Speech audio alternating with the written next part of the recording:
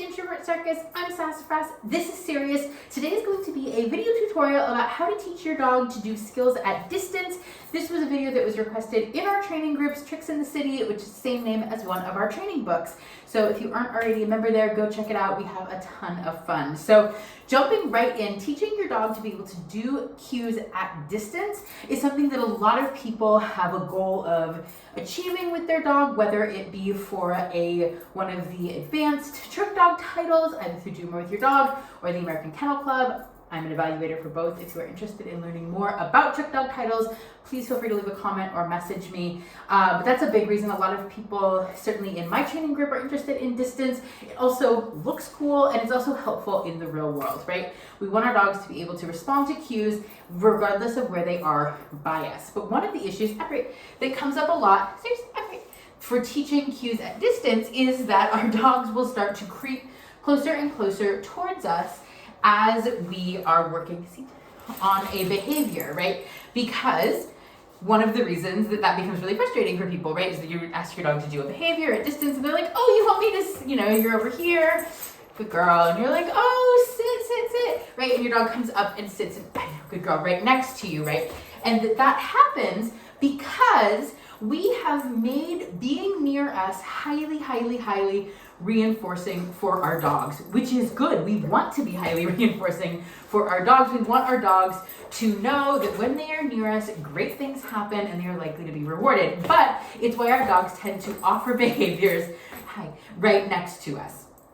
That becomes a little bit complicated when we want our dogs to perform a specific cue at distance, right? So instead we want our dogs to be, at that spot away from us and do the behavior. So how do we start getting our dogs to responding to cues at distance? There are a variety of ways to teach this. The way I like to teach it to start with is using platforms. You also can start this on the flat if you don't have a platform, but if you find that your dog is getting confused or that you guys are not quite making those pieces connect with each other, a way that I find really helpful to work on starting to build distance for our dogs is with a platform. Again, there are a variety of ways to teach it. Some people teach it with dogs behind a baby gate. I don't like to do that. I like dogs to be able to make those decisions for themselves of being able to move closer. It's similarly why I don't teach it with dogs tied out or tethered in any way. I want my dog to understand the distance behavior that's being taught while they're able to make the decision themselves about how close to us they get. So to start this, again, you can teach it on the flat or you can teach it on any kind of platform. I'm going to use the paddleboard today. If you haven't seen my video comparing different kinds of training platforms, it was, I think, one of the last videos I uploaded. Good. But to start, you want to get all of your feet? There we go.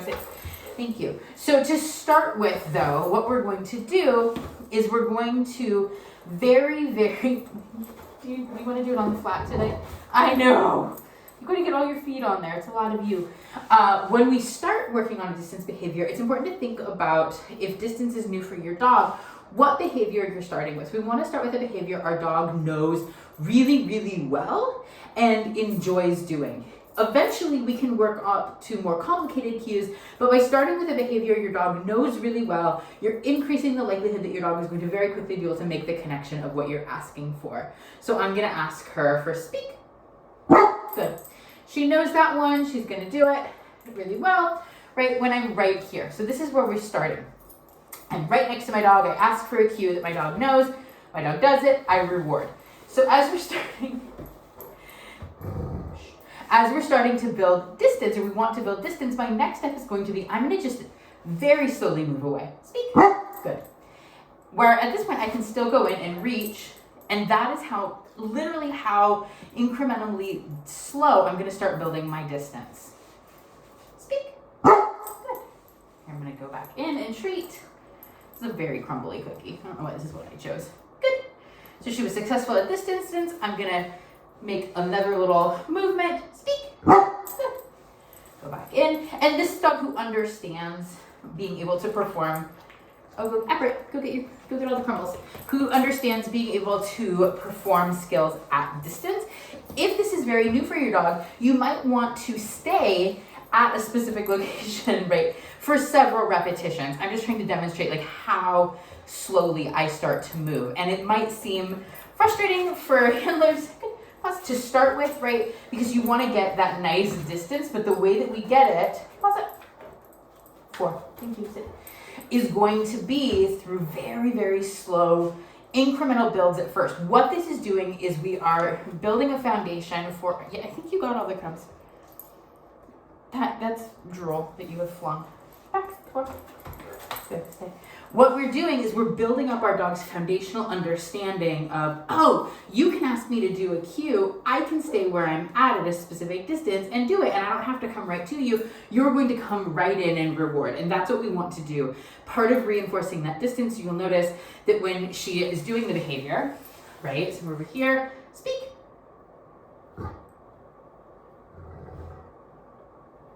Speak. Good girl. So over there, she just, whoops, she started to get up. So I'm going to go back in, and she's now kind of fallen off, but I'm going to go in and reward at the location. Good. Why I like to start with the platforms, and it can be, again, it can be a climb, it can be a cattleboard, it can be your ottoman from your couch, it can be a landing on your stairs, wherever it is. It gives the dog just a place to be. They don't have to stay there, but it helps them, especially for dogs that are a little more Velcro-y or have a lot of reinforcement history right next to you, of just giving them a spot to be. Good. Nice. And go back in and reinforce. Right at source. What we don't want to do when we're starting to teach distance is our dog does the behavior and then we call them to us to give them the treat. It's on us to make all of the movement happen, to go in and reward where they are. It's helping to build value in being in that location for our dog. So what I like about teaching distance cues on the flat or on, preferably on a platform, unrestricted, is our dogs are making the decisions for themselves about continuing to do a cue at distance. They're not being restrained in doing that. They're not being blocked from getting to us. They're able to actually, in the moment, as we're putting those pieces together, figure out, oh, you want me to do this while I stay in this position, right? So, you know, with a different behavior, we're gonna ask our dogs again, good, 4, sit, 4, good. Right, so again, as we're starting, we're going to be right here. Good. And we're going to have a high rate of reinforcement because this is hard. And with a smaller dog, you may want to take even a smaller step backwards from your dog. It's going to really depend on your dog. Good. We're going to go back in and reinforce. Good. You know, and then we're able to, good, add that distance in very slowly. If your dog, while you're doing this, see if I can get her to come off, right? You're doing this, oh, your dog comes off, good girl, yay. So all we're gonna do is we're gonna put them right back on when we ask for it, back to their spot that they were in, and we're gonna go back in closer so that they can be careful, can be successful, right? We aren't going to criticize our dog. We're not going to do anything else. It's just a like, whoopsie, okay, let's go back to our spot and try again, making it easier for our dog. Good. And then slowly building back up to further and further away, asking for that cue. You're sitting in a weird spot. Yeah. And if your dog can't do it, they may be in a weird position. She sat herself. Good. Sit awkwardly where she was real unbalanced. Go back to an easier position. Good. And then work back. Good. To a more difficult distance for them. If you find, you know, I talked a ton about this in my platform video. I find these complicated for giant dogs. I have a lot of giant dog followers. They're a weird size for these guys, but speak. Good. And then again, we're going to go back in and reinforce. What I like again, though, about having them on some sort of a platform is that it just provides your dog with some information about where you want them to be. Once your dog is successfully able to perform cues at distance from a platform, or if you don't have a platform and you want to try it out without one, I teach it the exact same way. On the flat, it really just depends. I didn't use a platform when I started to teach her distance cues. I really used a platform a lot with my late dog, Charlotte. I look over, her portrait is hanging right there, who was a very, very, very anxious, former street dog, very Velcro dog, who it would never have occurred to her I would want anything from her other than to be practically crawling into my armpit at all times. So having her be on a platform, and at that time I didn't have training platforms, I used landings on some stairs in townhouse we lived in at the time. But you can teach these skills on the flat as well. See? Same way, so we're gonna start right next to our dog. We're gonna ask for a behavior they know. I'm gonna use wave here. And then I'm going to very slowly, again, take a tiny step. Good girl. And begin to build that skill with me moving away. Again, if they get up and move closer, then I make it easier. That's information for me as a handler to know my dog was not ready for that level of difficulty that I had added in yet. I also like to vary the distance. We don't always need to be as far away as possible. Serious. Speak. Good. As far away as possible, right? So we may do one that's really, really far, and then we might do one right here. Speak. Good. So we're going to vary the difficulty while keeping a high rate of reinforcement for our dogs. When they are just learning about distance, I like to use stationary behaviors as much as possible. So a sit, a wave, a speak, that kind of thing. I think it helps a lot for our dogs to not be doing something, stand, good, wait, that involves movement, which is harder, spin, for them to hold, good. That position at distance for something like a spin like that. She can do that, but it's not the first behavior I would teach because they're automatically in motion. And so many dogs are going to start to creep closer and closer to you while they are doing the behavior. I've also gotten requests to do a video about targeting and teaching targeting, which is going to be coming up probably later this week. But I do also like to use targeting when I'm working on teaching distance, especially for dogs that maybe have struggled with gaining those skills a little bit and figuring it out as we transition from a raised platform to working on the flat. It can be really helpful to use to do any kind of targeting. This is just a cheap foam, like a baseball type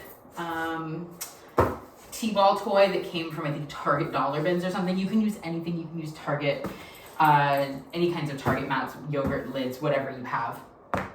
But I know what I really, so you can see it. Good. Serious. Target. Target. Good. It can be helpful to, again, bridge that understanding for your dog of here's the distance I want you to be at to do a specific behavior. It can also be helpful for the starts of teaching go outs. That's a whole other conversation, but go. Good. Go target. Good. Seat. Good. So it's a way to send your dog stand. Good. Target. Here's target. There it is. Good girl. Lie down. Lie down. Good girl. Yes, to that place so that they are doing behaviors on that mark, and it helps dogs to generalize, oh, you want me to do this and you want me to do that distance. Again, we'll talk much more about targeting in an upcoming video, but I thought I would just briefly touch on how I do use it as part of building my dog's understanding of distance. So once again, the key is really slow, incremental jumps in time, in space, right? We don't want to start asking our dog to go from sit right next to us to like sit over here 20 feet away. What we want to do is we want to start with our dog here, sit, okay. Then we're going to move here, sit, go in and treat. We're going to take another slow step, sit, right? The key is going so slow that your dog is not even registering that they are having to make this huge incremental leap in understanding. Is your dog just like, oh yeah, I do it. You tell me to sit, I sit, I'm here. You're going to come in with the treat. So that is how I like to teach distance. I find that it's really, really helpful to teach it this way where our dogs have the freedom to make their own decisions about how they are moving in space and in relation to us from the very beginning. I find that it helps our dogs to generalize this to skills in the real world, whether it's in your backyard, for sports, whatever, that dogs have that foundational understanding in performing cues at distance right away. Good girl. Operate. So that is how I teach. Distance, let me know if this is something that you are in the process of teaching your dogs right now. I'd love to know what goals you have with your dogs for this year. If you have requests for videos, things like that, stuff you would like us to talk about in future videos, please let me know. Don't forget to like and subscribe. I hope that you and your dogs are having a great start to the new year. Let us know again if you have requests for videos, and don't forget to have fun with your dogs. Can we wave goodbye? Yeah, goodbye to people. Good girl.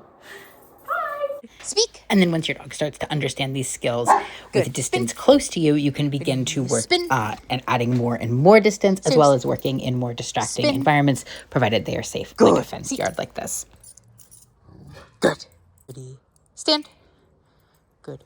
Bounce. Bounce. Yes. Bounce. Good. Spin. Ready. Go spin. Good. Seat. Good. With. Yes. Lie down. Good. Stand. Ready. Go spin. Good. Ready. Go out, tire. Yes. Out, tire. Good. Tire. Go out, tire. Good. Stay. Good. Go out, tire. Good. Seat. Seat. Yes. Down. Good. Stand. Stay. Good. Out. Ready. Out, tire. Ready. Upright. Out. Tire. Yes. Stay. Good. Good girl. Wait. Good. Good job.